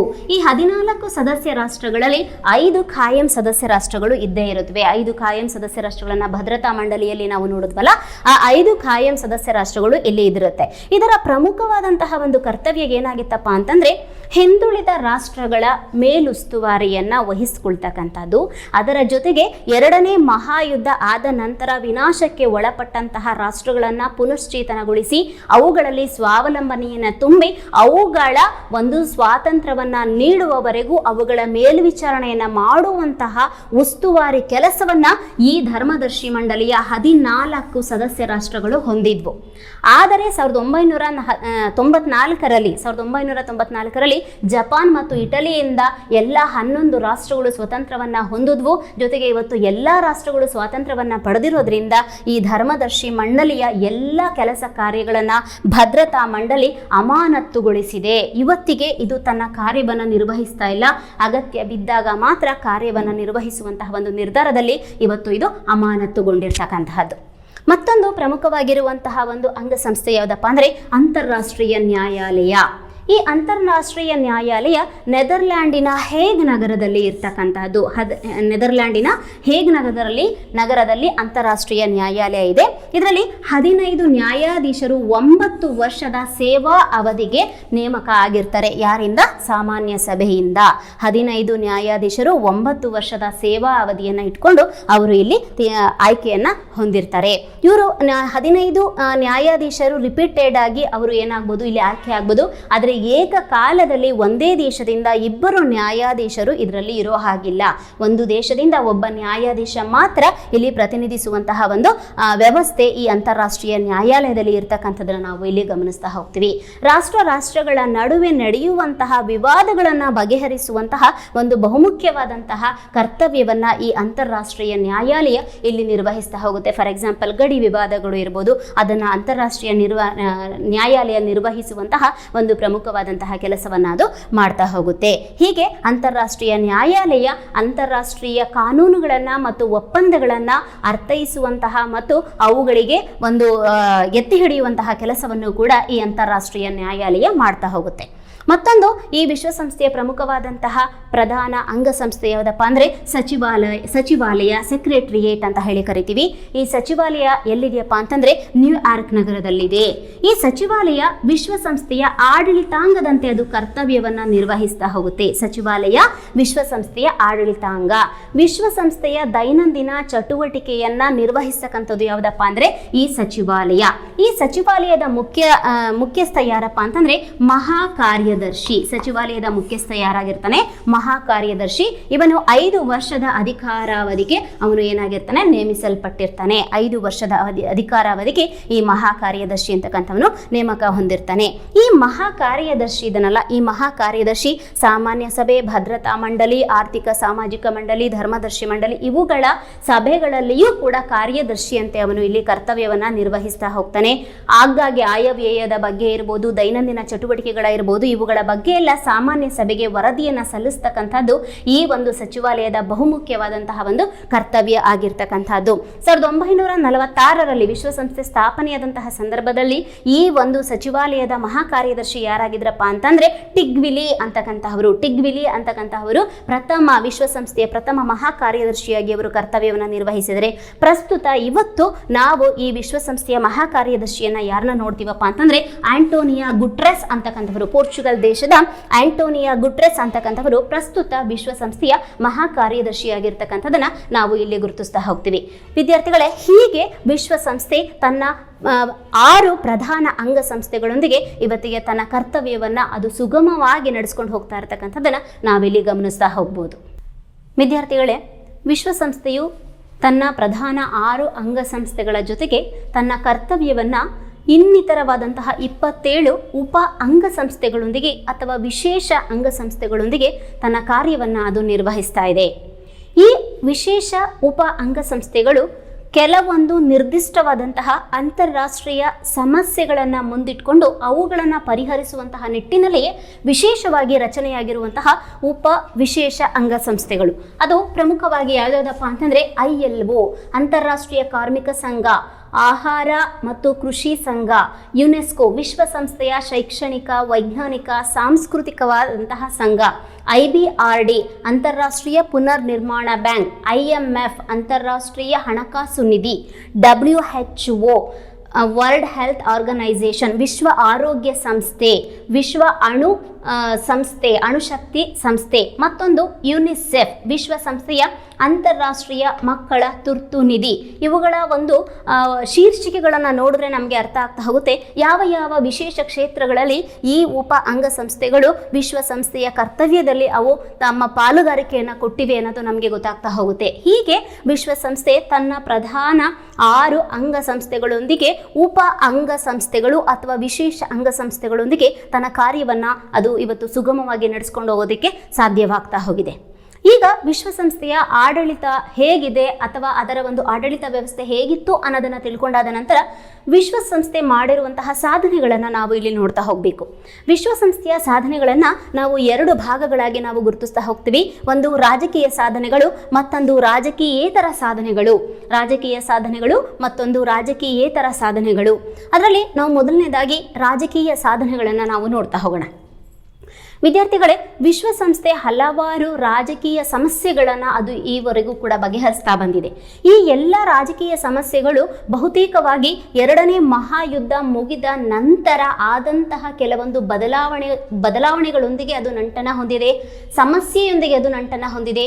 ಜೊತೆಗೆ ಅಮೆರಿಕ ಮತ್ತು ರಷ್ಯಾಗಳ ನಡುವೆ ಉಂಟಾದಂತಹ ಶೀತಲ ಸಮರದೊಂದಿಗೆ ಆ ರಾಜಕೀಯ ಅಂಶಗಳು ನಂಟನ ಹೊಂದಿದೆ. ಆ ಸಮಸ್ಯೆಗಳನ್ನು ಹೇಗೆ ಬಗೆಹರಿಸ್ತು ಅನ್ನೋದೇ ನಾವು ರಾಜಕೀಯ ಸಾಧನೆಗಳಲ್ಲಿ ನಾವು ಗುರುತಿಸ್ತಾ ಹೋಗ್ತೀವಿ. ಅದರ ಪ್ರಮುಖವಾದಂತಹ ಮೊದಲ ರಾಜಕೀಯ ಸಾಧನೆ ಏನಪ್ಪಾ ಅಂತಂದ್ರೆ, ವಿಶ್ವದಲ್ಲಿ ಮತ್ತೊಂದು ಮಹಾಯುದ್ಧ ನಡೆಯದಂತೆ ಇದುವರೆಗೂ ಕೂಡ ತಡೆದಿರ್ತಕ್ಕಂಥದ್ದು ವಿಶ್ವಸಂಸ್ಥೆಯ ಅತ್ಯಂತ ಪ್ರಮುಖವಾಗಿರುವಂತಹ ರಾಜಕೀಯ ಸಾಧನೆ. ವಿಶ್ವಸಂಸ್ಥೆ ಸ್ಥಾಪನೆಯಾಗಿ ಇಂದಿಗೆ 75 ವರ್ಷಗಳಾಗಿದೆ. ಆದರೆ ಎರಡನೇ ಮಹಾಯುದ್ಧದಂತಹ ಒಂದು ಭೀಕರವಾದಂತಹ ಅಣುಬಾಂಬನ್ನ ಪ್ರಯೋಗಿಸುವಂತಹ ಒಂದು ಭೀಕರ ಯುದ್ಧ ಇದುವರೆಗೂ ಕೂಡ ನಡೆಯದಂತೆ ತಡೆದಿರ್ತಕ್ಕಂಥದ್ದು ವಿಶ್ವಸಂಸ್ಥೆಯ ಸಾಧನೆಗಳು.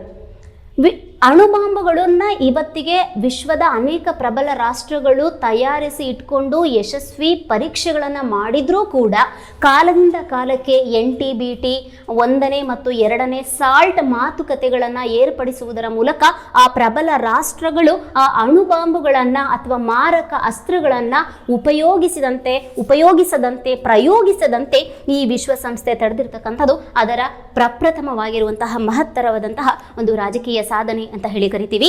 ವಿಶ್ವಸಂಸ್ಥೆ ತನ್ನ ಗುರಿ ಮತ್ತು ಉದ್ದೇಶವನ್ನು ಸಾಧಿಸುವಲ್ಲಿ ಇದುವರೆಗೂ ಕೂಡ ಅದು ಯಶಸ್ವಿಯಾಗಿದೆ ಅನ್ನೋದು ಇಲ್ಲಿ ನಾವು ಗಮನಿಸಬೇಕಾಗಿರ್ತಕ್ಕಂತಹ ಒಂದು ಬಹುಮುಖ್ಯವಾದಂತಹ ಒಂದು ಅಂಶ. ಮತ್ತೊಂದು ಸಾಧನೆ ಏನಪ್ಪಾ ಅಂತಂದ್ರೆ, ಇರಾನಿನ ಸಮಸ್ಯೆ 1946ರಲ್ಲಿ ಉಂಟಾಗ್ತಕ್ಕಂಥದ್ದು. ಇದು ಎರಡನೇ ಮಹಾಯುದ್ಧದೊಂದಿಗೆ ನಂಟನ ಹೊಂದಿದೆ. ಎರಡನೇ ಮಹಾಯುದ್ಧದ ಸಂದರ್ಭದಲ್ಲಿ ರಷ್ಯಾ ಇರಾನಿನಲ್ಲಿ ತನ್ನ ಒಂದು ಸೈನ್ಯವನ್ನ ಇರಿಸಿರುತ್ತೆ. ಆದರೆ ಯುದ್ಧ ಮುಗಿದ ನಂತರ ರಷ್ಯಾ ಆ ಸೈನ್ಯವನ್ನ ವಾಪಸ್ ಪಡೆಯದೆ ಇರಾನಿನ ಆಂತರಿಕ ವಿಷಯಗಳಲ್ಲಿ ಹಸ್ತಕ್ಷೇಪವನ್ನ ಮಾಡ್ತಾ ಹೋಗುತ್ತೆ. ಈ ಸಮಸ್ಯೆಯನ್ನ ಇರಾನ್ ವಿಶ್ವಸಂಸ್ಥೆಯ ಮುಂದೆ ಇರಿಸಿದಂತಹ ಸಂದರ್ಭದಲ್ಲಿ ಮಾತುಕತೆಗಳನ್ನು ನಡೆಸುವುದರ ಮೂಲಕ ರಷ್ಯಾ ಇರಾನಿನಿಂದ ತನ್ನ ಸೈನ್ಯ ತುಕಡಿಯನ್ನ ವಾಪಸ್ ಕರೆಸಿಕೊಳ್ಳುವಂತೆ ಮಾಡಿದ್ದು ಅದರ ಮತ್ತೊಂದು ರಾಜಕೀಯ ಸಾಧನೆ. ಮತ್ತೊಂದು ಯಾವುದಪ್ಪ ಅಂದರೆ ಇಂಡೋನೇಷ್ಯಾ ಸಮಸ್ಯೆ ಅಂತಕ್ಕಂಥದ್ದು. ಎರಡನೇ ಮಹಾಯುದ್ಧ ಮುಗಿದ ನಂತರ ಹಾಲೆಂಡ್ ದೇಶದಿಂದ ಇಂಡೋನೇಷ್ಯಾ ತನ್ನ ಸ್ವತಂತ್ರವನ್ನು ಅದು ಘೋಷಿಸಿಕೊಳ್ಳುತ್ತೆ. ಆದರೆ ಇಂಡೋನೇಷಿಯಾದ ಸ್ವಾತಂತ್ರ್ಯವನ್ನು ಈ ಹಾಲೆಂಡ್ ಅಥವಾ ಡಚ್ ದೇಶ ಅಂತಕ್ಕಂತಹದ್ದು ದಮನ ಮಾಡುವಂತಹ ಪ್ರಯತ್ನದಲ್ಲಿ ಅದು ಮುಂದುವರಿತಾ ಹೋಗುತ್ತೆ. ಕೊನೆಗೆ ಇಂಡೋನೇಷ್ಯಾ ಈ ಸಮಸ್ಯೆಯನ್ನು ವಿಶ್ವಸಂಸ್ಥೆಯ ಮುಂದುವರಿಸಿದಾಗ ವಿಶ್ವಸಂಸ್ಥೆ ಈ ಇಂಡೋನೇಷ್ಯಾ ಮತ್ತು ಹಾಲೆಂಡ್ ದೇಶಗಳ ನಡುವೆ ಹೇಗ್ ನಗರದಲ್ಲಿ ಹೇಗ್ ಪಟ್ಟಣ ಶಾಂತಿಯುತ ಮಾತುಕತೆಯನ್ನ ಏರ್ಪಡಿಸಿ ಆ ಸಮಸ್ಯೆಯನ್ನು ಬಗೆಹರಿಸುತ್ತೆ. ಇಂಡೋನೇಷ್ಯಾದ ಸ್ವಾತಂತ್ರ್ಯವನ್ನ ಹಾಲೆಂಡ್ ಅಥವಾ ಡಚ್ ದೇಶ ಮಾನ್ಯ ಮಾಡುವಂತೆ ಮಾಡಿದ್ದು ಕೂಡ ಇದರ ಮತ್ತೊಂದು ಪ್ರಮುಖವಾದಂತಹ ಸಾಧನೆ. ತದನಂತರ ಬರ್ಲಿನ್ ಸಮಸ್ಯೆಯನ್ನು ನಾವು ಇಲ್ಲಿ ಗುರುತಿಸ್ತಾ ಹೋಗ್ತೀವಿ. ಎರಡನೇ ಮಹಾಯುದ್ಧ ಆದ ನಂತರ ಜರ್ಮನಿಯ ರಾಜಧಾನಿಯಾಗಿದ್ದಂತಹ ಬರ್ಲಿನ್ನನ್ನ ಪಶ್ಚಿಮ ಬರ್ಲಿನ್ ಮತ್ತು ಪೂರ್ವ ಬರ್ಲಿನ್ ಅಂತಕ್ಕಂಥದ್ದಾಗಿ 2 ಭಾಗಗಳನ್ನಾಗಿ ಮಾಡಿ ಪಶ್ಚಿಮ ಬರ್ಲಿನ್ ಅನ್ನು ಅಮೆರಿಕಾದ ಉಸ್ತುವಾರಿಗೆ, ಪೂರ್ವ ಬರ್ಲಿನ್ ಅನ್ನು ರಷ್ಯಾದ ಮೇಲುಸ್ತುವಾರಿಗೆ ನೀಡ್ತಾ ಹೋಗುತ್ತೆ. ಆದರೆ ರಷ್ಯಾ ಈ ಪೂರ್ವ ಮತ್ತು ಪಶ್ಚಿಮ ಬರ್ಲಿನ್ನ ನಡುವೆ ಸಂಪರ್ಕವನ್ನು ತಡೆಯುವುದಕ್ಕೋಸ್ಕರ ಒಂದು ತಡೆಗೋಡೆಯನ್ನ ಅದು ನಿರ್ಮಾಣವನ್ನ ಮಾಡಿಬಿಡುತ್ತೆ. ಕಮ್ಯುನಿಸ್ಟ್ ತತ್ವವನ್ನ ಪ್ರಚಾರ ಮಾಡ್ತಾ ಇದ್ದಿದ್ದು ರಷ್ಯಾ, ಪ್ರಜಾಪ್ರಭುತ್ವ ಸಿದ್ಧಾಂತ ಅನುಸರಿಸ್ತಾ ಇದ್ದಿದ್ದು ಅಮೆರಿಕ. ಈ ಸೈದ್ಧಾಂತಿಕ ಜಿಗುಪ್ಸೆ ಅಥವಾ ಸಂಘರ್ಷದಿಂದ ಏನಾಗ್ತಾ ಹೋಗುತ್ತಪ್ಪ ಅಂತಂದ್ರೆ ಬರ್ಲಿನ್ ಬಿಕ್ಕಟ್ಟು ಅಂತಕ್ಕಂಥದ್ದೇ ಉಂಟಾಗ್ತಾ ಹೋಗುತ್ತೆ. ಸುದೀರ್ಘವಾದಂತಹ ದೀರ್ಘಕಾಲೀನ ಮಾತುಕತೆಗಳ ನಂತರ ಈ ರಷ್ಯಾ ವಿಘಟನೆಯ ಸಂದರ್ಭದಲ್ಲಿ ಏನ್ ಮಾಡ್ತಾ ಹೋಗುತ್ತೆ, ತನ್ನ ಒಂದು ದಿಗ್ಬಂಧನವನ್ನ ವಾಪಸ್ ತೆಗೆದುಕೊಳ್ಳುವಂತೆ ಈ ವಿಶ್ವಸಂಸ್ಥೆ ಮಾಡಿದ್ದು ಅದರ ಮತ್ತೊಂದು ಪ್ರಮುಖವಾದಂತಹ ಸಾಧನೆ. ಮತ್ತೊಂದು ಪ್ಯಾಲೆಸ್ತೈನ್ ಸಮಸ್ಯೆ. ಇದು ಕೂಡ ಎರಡನೇ ಮಹಾಯುದ್ಧದೊಂದಿಗೆ ಒಂದು ಸಂಬಂಧವನ್ನು ಹೊಂದಿರತಕ್ಕಂತಹ ಒಂದು ಸಮಸ್ಯೆ. 1948ರಲ್ಲಿ ಪ್ಯಾಲೆಸ್ತೈನ್ನ ಮೇಲುಸ್ತುವಾರಿಯನ್ನು ಹೊಂದಿದ್ದಂತಹ ಇಂಗ್ಲೆಂಡ್ ಏನು ಮಾಡುತ್ತೆ, ಪ್ಯಾಲೆಸ್ತೈನಿಗೆ ಸ್ವಾತಂತ್ರ್ಯವನ್ನು ಕೊಟ್ಟು ತನ್ನ ಆಳ್ವಿಕೆಯನ್ನು ಅದು ಕೊನೆಗೊಳಿಸಿಬಿಡುತ್ತೆ. ಆಗ ಪ್ಯಾಲೆಸ್ತೈನ್ನಲ್ಲಿ ಇದ್ದಂತಹ ಯಹೂದಿಗಳು ತಮಗೋಸ್ಕರ 1948ರಲ್ಲಿ ಇಸ್ರೇಲ್ ಅಂತಕ್ಕಂತಹ ಒಂದು ಹೊಸ ಸ್ವತಂತ್ರ ರಾಜ್ಯವನ್ನು ಅವರು ಇಲ್ಲಿ ನಿರ್ಮಾಣವನ್ನ ಮಾಡ್ಕೊಳ್ತಾ ಹೋಗ್ತಾರೆ. ಇದು ಎರಡನೇ ಮಹಾಯುದ್ಧದ ಒಂದು ಪರಿಣಾಮವಾಗಿಯೂ ಕೂಡ ನಾವು ನೋಡಿದೀವಿ. 1948ರಲ್ಲಿ ಇಸ್ರೇಲ್ ರಾಜ್ಯ ಸ್ಥಾಪನೆ. ಆದರೆ ಈ ಇಸ್ರೇಲಿನ ಒಂದು ರಾಜ್ಯ ಸ್ಥಾಪನೆಯನ್ನ ಪ್ಯಾಲೆಸ್ತೈನಿನಲ್ಲಿ ಇದ್ದಂತಹ ಅರಬ್ಬರು ವಿರೋಧಿಸ್ತಾ ಹೋಗ್ತಾರೆ. ಹೀಗಾಗಿ ಇಸ್ರೇಲಿನ ಯಹೂದಿಗಳಿಗೂ ಮತ್ತು ಅರಬ್ಬರಿಗೂ ಏನಾಗ್ತಾ ಹೋಗುತ್ತೆ, ಇಲ್ಲಿ ಸಂಘರ್ಷಗಳು ಉಂಟಾಗ್ತಾ ಹೋಗುತ್ತೆ, ಅಲ್ಲಿ ಯುದ್ಧಗಳೇ ನಡೀತಾ ಹೋಗುತ್ತೆ, ಎರಡೂ ಕಡೆಯೂ ಕೂಡ ಅಪಾರವಾದಂತಹ ಸಾವು ನೋವು ಅಂತಕ್ಕಂಥದ್ದು ಸಂಭವಿಸ್ತಾ ಹೋಗುತ್ತೆ. ಪರಿಸ್ಥಿತಿ ವಿಕೋಪಕ್ಕೆ ಹೋಗ್ತಾ ಇದ್ದದನ್ನು ಗಮನಿಸಿದಂತಹ ವಿಶ್ವಸಂಸ್ಥೆ ತಾನು ಮಧ್ಯಸ್ಥಿಕೆಯನ್ನು ವಹಿಸಿ ಈ ಎರಡೂ ರಾಷ್ಟ್ರಗಳ ನಡುವೆ ಯುದ್ಧ ವಿರಾಮವನ್ನು ಘೋಷಿಸುವುದರಲ್ಲಿ ಅದು ಯಶಸ್ವಿಯಾಗ್ತಾ ಹೋಗುತ್ತೆ. ಪ್ಯಾಲೆಸ್ತೇನ್ ಈ ಇಸ್ರೇಲಿನ ಸ್ವಾತಂತ್ರ್ಯವನ್ನು ಅದು ಇಲ್ಲಿ ಮಾನ್ಯ ಮಾಡುವಂತೆ ಮಾಡ್ತಾ ಹೋಗುತ್ತೆ. ಹೀಗೆ ಪ್ಯಾಲೆಸ್ತೇನ್ ಸಮಸ್ಯೆಯನ್ನು ಅದು ಇಲ್ಲಿ ತಡೆಗಟ್ಟಿದ್ದನ್ನು, ನಿವಾರಿಸಿದ್ದನ್ನು, ಬಗೆಹರಿಸಿದ್ದನ್ನು ನಾವು ಗಮನಿಸ್ತಾ ಹೋಗ್ತೀವಿ. ಮತ್ತೊಂದು ಕಾಶ್ಮೀರದ ಸಮಸ್ಯೆ ನಮ್ಮ ಭಾರತ ದೇಶದೊಂದಿಗೆ ಇದು ಲಿಂಕ್ ಅನ್ನು ಹೊಂದಿರತಕ್ಕಂಥದ್ದು. ಭಾರತ ಮತ್ತು ಪಾಕಿಸ್ತಾನ ಎಂಬುದಾಗಿ ಎರಡು ಭಾಗ ಆಗುವುದರೊಂದಿಗೆ ಸ್ವಾತಂತ್ರ್ಯವನ್ನು ಪಡೀತು ಅನ್ನೋದು ನಮಗೆ ಚೆನ್ನಾಗಿ ಗೊತ್ತಿದೆ. ಭಾರತಕ್ಕೆ ಸ್ವಾತಂತ್ರ್ಯ ಬಂದಾಗಿನಿಂದ ಪಾಕಿಸ್ತಾನ ಕಾಶ್ಮೀರ ತನ್ನದೇ ಎಂಬುದಾಗಿ ಅದು ತನಗೆ ಬಿಟ್ಕೊಡ್ಬೇಕು ಅಂತ ಹೇಳಿ ಪದೇ ಪದೇ ತಗಾದಿಯನ್ನು ತೆಗಿತಾ ಬರ್ತು. ಆದರೆ ವಿಶ್ವ ಶಾಂತಿಯಲ್ಲಿ ನಂಬಿಕೆಯನ್ನು ಹೊಂದಿರುವಂತಹ, ವಿಶ್ವಸಂಸ್ಥೆಯ ಧ್ಯೇಯ ಗುರಿ ಉದ್ದೇಶಗಳಲ್ಲಿ ನಂಬಿಕೆಯನ್ನು ಹೊಂದಿರುವಂತಹ, ಅದನ್ನು ಪಾಲಿಸ್ತಾ ಇರತಕ್ಕಂತಹ ಶಾಂತಿಪ್ರಿಯ ಭಾರತ ಈ ಕಾಶ್ಮೀರ ಸಮಸ್ಯೆಯನ್ನು ತೆಗೆದುಕೊಂಡೋಗಿ ವಿಶ್ವಸಂಸ್ಥೆಯ ಮುಂದೆ ಇಟ್ಟಿದೆ. ಈ ಸಮಸ್ಯೆ ಇವತ್ತಿಗೂ ಕೂಡ ಜೀವಂತವಾಗಿ ಇದ್ರೂ ಸಹ ಎರಡೂ ದೇಶಗಳ ನಡುವೆ ಯುದ್ಧ ಆಗದಂತೆ ಯುದ್ಧ ವಿರಾಮವನ್ನು ಘೋಷಿಸಿರ್ತಕ್ಕಂತಹದ್ದು ವಿಶ್ವಸಂಸ್ಥೆಯ ಮತ್ತೊಂದು ಪ್ರಮುಖವಾದಂತಹ ರಾಜಕೀಯ ಸಾಧನೆ. ಮತ್ತೊಂದು ರಾಜಕೀಯ ಸಾಧನೆ ಯಾವುದಪ್ಪ ಅಂತಂದ್ರೆ ಕೊರಿಯಾ ಬಿಕ್ಕಟ್ಟು ಅಂತಕ್ಕಂಥದ್ದು. ಎರಡನೇ ಮಹಾಯುದ್ಧ ಆದ ನಂತರ ಕೊರಿಯಾವನ್ನ ದಕ್ಷಿಣ ಕೊರಿಯಾ ಮತ್ತು ಉತ್ತರ ಕೊರಿಯಾ ಎಂಬುದಾಗಿ ವಿಭಾಗಿಸಿ ದಕ್ಷಿಣ ಕೊರಿಯಾದ ಮೇಲ್ವಿಚಾರಣೆಯನ್ನ ಅಮೆರಿಕಕ್ಕೂ ಉತ್ತರ ಕೊರಿಯಾದ ಮೇಲ್ವಿಚಾರಣೆಯನ್ನ ರಷ್ಯಾಕ್ಕೂ ನೀಡಲಾಗುತ್ತೆ. ಆಸ್ ಯೂಶುವಲ್ ಅಮೆರಿಕ ಪ್ರಜಾಪ್ರಭುತ್ವ ಸಿದ್ಧಾಂತವನ್ನು ಎತ್ತಿ ಹಿಡಿದು ಇಲ್ಲಿ ಪ್ರಜಾಪ್ರಭುತ್ವ ಸರ್ಕಾರದ ನಿರ್ಮಾಣಕ್ಕೆ ಸಪೋರ್ಟನ್ನು ಮಾಡ್ತಾ ಹೋಯಿತು ಅಂದರೆ ರಷ್ಯಾ ಕಮ್ಯುನಿಸ್ಟ್ ಸಿದ್ಧಾಂತವನ್ನು ಪ್ರಚಾರವನ್ನು ಮಾಡಿ ಉತ್ತರ ಕೊರಿಯಾದಲ್ಲಿ ಏನು ಮಾಡ್ತಾ ಹೋಗುತ್ತೆ, ಕಮ್ಯುನಿಸ್ಟ್ ಸರ್ಕಾರದ ರಚನೆಗೆ ಅದು ಇಲ್ಲಿ ಮುಂದಾಗ್ತಾ ಹೋಗುತ್ತೆ. ಸೊ ಸೈದ್ಧಾಂತಿಕ ಸಂಘರ್ಷ ಉಂಟಾಗಿ ಈ ದಕ್ಷಿಣ ಕೊರಿಯಾ ಮತ್ತು ಉತ್ತರ ಕೊರಿಯಾಗಳ ನಡುವೆ ಯುದ್ಧವೇ ಪ್ರಾರಂಭ ಆಗ್ತಾ ಹೋಗುತ್ತೆ. ಇಂತಹ ಸಂದರ್ಭದಲ್ಲಿ ಮಧ್ಯಸ್ಥಿಕೆಯನ್ನು ವಹಿಸಿದಂತಹ ವಿಶ್ವಸಂಸ್ಥೆ ಈ ಯುದ್ಧವನ್ನು ನಿಲ್ಲಿಸಿ ಈ ಒಂದು ದಕ್ಷಿಣ ಕೊರಿಯಾ ಮತ್ತು ಉತ್ತರ ಕೊರಿಯಾಗಳ ನಡುವೆ ಯುದ್ಧ ವಿರಾಮವನ್ನು ಅದು ಘೋಷಿಸಿ ದಕ್ಷಿಣ ಕೊರಿಯಾದ ಒಂದು ಸ್ವಾತಂತ್ರ್ಯವನ್ನು ಮಾನ್ಯ ಮಾಡುವಂತೆ ಈ ರಷ್ಯಾಕ್ಕೆ ಹೇಳುತ್ತೆ. ಹಾಗಾಗಿ ದಕ್ಷಿಣ ಮತ್ತು ಉತ್ತರ ಕೊರಿಯಾ ಎಂಬುದಾಗಿ ಎರಡು ಭಾಗ ಆಗುವುದರೊಂದಿಗೆ ಈ ಕೊರಿಯಾ ಬಿಕ್ಕಟ್ಟು ಅಂತಕ್ಕಂಥದ್ದು ಇಲ್ಲಿ ಏನಾಗ್ತಾ ಹೋಗುತ್ತೆ, ಸಂಪೂರ್ಣವಾಗಿ ಬಗೆಹರಿತಾ ಹೋಗುತ್ತೆ. ಮತ್ತೊಂದು ಸಮಸ್ಯೆ ಯಾವುದಪ್ಪ ಅಂತಂದ್ರೆ ಸೂಯೆಜ್ ಕಾಲುವೆ ಬಿಕ್ಕಟ್ಟು. ಈಜಿಪ್ಟ್ ದೇಶದಲ್ಲಿ ಬರುವಂತಹ ಈ ಸೂಯೆಜ್ ಕಾಲುವೆ ಇದೆಯಲ್ಲ, ಈಜಿಪ್ಟ್ ದೇಶದಲ್ಲಿ ಬರುವಂತಹ ಈ ಸೂಯೆಜ್ ಕಾಲುವೆ ಅಂತಕ್ಕಂಥದ್ದು ಅಂತಾರಾಷ್ಟ್ರೀಯ ಜಲ ಮಾರ್ಗವಾಗಿರುತ್ತೆ. ಆದರೆ ಈಜಿಪ್ಟಿನ ಅಧ್ಯಕ್ಷ ನಾಸರ್ ಅವರು 1956ರಲ್ಲಿ ಸೂಯೆಜ್ ಕಾಲುವೆಯನ್ನು ರಾಷ್ಟ್ರೀಕರಣವನ್ನಗೊಳಿಸಿದ್ರಿಂದ ಅಂತಾರಾಷ್ಟ್ರೀಯ ಜಲಮಾರ್ಗವಾಗಿ ಇದನ್ನು ಯೂಸ್ ಮಾಡ್ಕೊಳ್ಳೋದಕ್ಕೆ ಇಂಗ್ಲೆಂಡ್, ಅಮೆರಿಕದಂತಹ ದೇಶಗಳಿಗೆ, ಫ್ರಾನ್ಸ್ ದೇಶಗಳಿಗೆ ಸಾಧ್ಯ ಆಗೋದಿಲ್ಲ. ಹಾಗಾಗಿ ಈ ಸೂಯೆಜ್ ಕಾಲುವೆಯ ಬಿಕ್ಕಟ್ಟನ್ನು ತೆಗೆದುಕೊಂಡೋಗಿ ಇಂಗ್ಲೆಂಡ್, ಫ್ರಾನ್ಸ್, ಅಮೆರಿಕಗಳು ವಿಶ್ವಸಂಸ್ಥೆಯ ಮುಂದೆ ಈಜಿಪ್ಟಿನ ವಿರುದ್ಧವಾಗಿ ದೂರನ್ನು ನೀಡಿದಂತಹ ಸಂದರ್ಭದಲ್ಲಿ ಇದರಲ್ಲಿ ಮಧ್ಯಸ್ಥಿಕೆಯನ್ನು ವಹಿಸಿದಂತಹ ವಿಶ್ವಸಂಸ್ಥೆ ಈ ಸಮಸ್ಯೆಯನ್ನು ಬಗೆಹರಿಸಿ ಸೂಯೆಜ್ ಕಾಲುವೆಯನ್ನು ಪುನಃ ಅಂತಾರಾಷ್ಟ್ರೀಯ ಜಲಮಾರ್ಗವಾಗಿ ತೆರೆದಿಡುವಂತೆ ಅದು ಇಲ್ಲಿ ಅವಕಾಶವನ್ನು ಮಾಡಿಕೊಡ್ತಾ ಹೋಗುತ್ತೆ. ಈ ಸಮಸ್ಯೆಯನ್ನು ಕೂಡ ಅದು ಬಗೆಹರಿಸ್ತಾ ಹೋಗುತ್ತೆ. ಮತ್ತೊಂದು ಯಾವುದಪ್ಪ ಅಂತಂದ್ರೆ ವಿಯೆಟ್ನಾಂ ಸಮಸ್ಯೆ. ಇಲ್ಲೂ ಕೂಡ ಎರಡನೇ ಮಹಾಯುದ್ಧದ ನಂತರದಲ್ಲಿ ನಾವು ಗುರುತಿಸ್ತಕ್ಕಂತಹದ್ದು ದಕ್ಷಿಣ ವಿಯೆಟ್ನಾಂ ಅನ್ನ ಅಮೆರಿಕ, ಉತ್ತರ ವಿಯೆಟ್ನಾಂ ಅನ್ನ ರಷ್ಯಾದ ಉಸ್ತುವಾರಿಗೆ ಅಲ್ಲಿ ನೀಡಲಾಗಿರುತ್ತೆ. ಆದರೆ ಇವೆರಡೂ ವಿಯೆಟ್ನಾಂಗಳ ನಡುವೆ ಇಲ್ಲಿ ಯುದ್ಧ ಅಂತಕ್ಕಂಥದ್ದು ನಡೀತಾ ಹೋಗುತ್ತೆ. ಕೊನೆಗೆ ವಿಶ್ವಸಂಸ್ಥೆಯ ಮಧ್ಯಸ್ಥಿಕೆಯಿಂದ ದಕ್ಷಿಣ ಮತ್ತು ಉತ್ತರ ವಿಯೆಟ್ನಾಂಗಳು ಒಗ್ಗೂಡುವುದರೊಂದಿಗೆ ಈ ವಿಯೆಟ್ನಾಂ ಸಮಸ್ಯೆ ಅಂತಕ್ಕಂಥದ್ದನ್ನ ಬಗೆಹರಿಸುವಂತಹ ಪ್ರಯತ್ನವನ್ನ ಇಲ್ಲಿ ವಿಶ್ವಸಂಸ್ಥೆ ಮಾಡ್ತಾ ಹೋಗುತ್ತೆ. ಮತ್ತೊಂದು ಇವಿಷ್ಟೇ ಅಲ್ಲದೆ ವಿಶ್ವಸಂಸ್ಥೆ ಇರಾನ್ ಮತ್ತು ಇರಾಕ್ ನಡುವೆ ಆದಂತಹ ಯುದ್ಧಗಳಿರ್ಬೋದು, ಇರಾಕ್ ಮತ್ತು ಕುವೈತ್ ನಡುವೆ ಆದಂತಹ ಯುದ್ಧಗಳಿರ್ಬೋದು, ಗ್ರೀಸ್, ಲೆಬನಾನ್, ಸೈಪ್ರಸ್, ಕಂಬೋಡಿಯಾ ಇವುಗಳಲ್ಲಿ ಆದಂತಹ ಯುದ್ಧಗಳನ್ನು ತಡೆದು ಶಾಂತಿ ಪಾಲನಾ ಪಡೆಯನ್ನ ಕಳುಹಿಸಿ ಅಲ್ಲಿ ಶಾಂತಿಯನ್ನ ಸ್ಥಾಪನೆಯನ್ನ ಮಾಡುವುದರಲ್ಲೂ ಕೂಡ ಅದು ಯಶಸ್ವಿ ಆಗ್ತಾ ಹೋಗುತ್ತೆ. ವಿಶ್ವಸಂಸ್ಥೆಯ ಮತ್ತೊಂದು ಪ್ರಮುಖವಾಗಿರುವಂತಹ ಒಂದು ರಾಜಕೀಯ ಸಾಧನೆ ಯಾವುದಪ್ಪ ಅಂತಂದ್ರೆ ವರ್ಣಭೇದ ನೀತಿಯನ್ನ ನಿಷೇಧಿಸಿದ್ದು. ದಕ್ಷಿಣ ಆಫ್ರಿಕಾದಲ್ಲಿ ಆಚರಣೆಯಲ್ಲಿ ಇದ್ದಂತಹ ಕರಿಯರು ಮತ್ತು ಬಿಳಿಯರು ಅಂತಕ್ಕಂತಹ ಒಂದು ವರ್ಣಭೇದ ನೀತಿಯನ್ನ ಅದು ಇಲ್ಲಿ ಏನ್ ಮಾಡ್ತಾ ಹೋಗುತ್ತೆ, 1954ರಲ್ಲಿ ಅದು ನಿಷೇಧಕ್ಕೆ ಅಲ್ಲಿ ಒಳಪಡಿಸ್ತಾ ಹೋಗುತ್ತೆ. ಅಲ್ಲಿ ಇದ್ದಂತಹ ಒಂದು ಕರಿಯರಿಗೆ ಏನ್ ಮಾಡುತ್ತೆ, ಇಲ್ಲಿ ನ್ಯಾಯವನ್ನ ಒದಗಿಸಿಕೊಡುವಂತಹ ಒಂದು ಕೆಲಸವನ್ನ ಮಾಡ್ತಾ ಹೋಗುತ್ತೆ. ಇದು ಅತ್ಯಂತ ಪ್ರಮುಖವಾಗಿರುವಂತಹ ಒಂದು ಸಾಧನೆ. ಇದಿಷ್ಟನ್ನು ಕೂಡ ನಾವು ವಿಶ್ವಸಂಸ್ಥೆಯ ರಾಜಕೀಯ ಸಾಧನೆಗಳಲ್ಲಿ ನಾವು ಗುರುತಿಸ್ತಾ ಬರ್ತೀವಿ. ಮತ್ತೊಂದು ವಿಶ್ವಸಂಸ್ಥೆ ವಿಶ್ವಸಂಸ್ಥೆಯ ರಾಜಕೀಯೇತರ ಸಾಧನೆಗಳು. ವಿಶ್ವಸಂಸ್ಥೆಯ ರಾಜಕೀಯ ಸಾಧನೆಗಳಿಗಿಂತ ವಿಶ್ವಸಂಸ್ಥೆ ಹೆಚ್ಚಾಗಿ ತನ್ನನ್ನು ಗುರುತಿಸ್ಕೊಂಡಿರೋದು ಯಾವುದ್ರಲ್ಲಪ್ಪ ಅಂತಂದರೆ ತನ್ನ ರಾಜಕೀಯೇತರ ಸಾಧನೆಗಳಲ್ಲಿ ಅದು ಗುರುತಿಸ್ಕೊಂಡಿರ್ತಕ್ಕಂಥದ್ದು.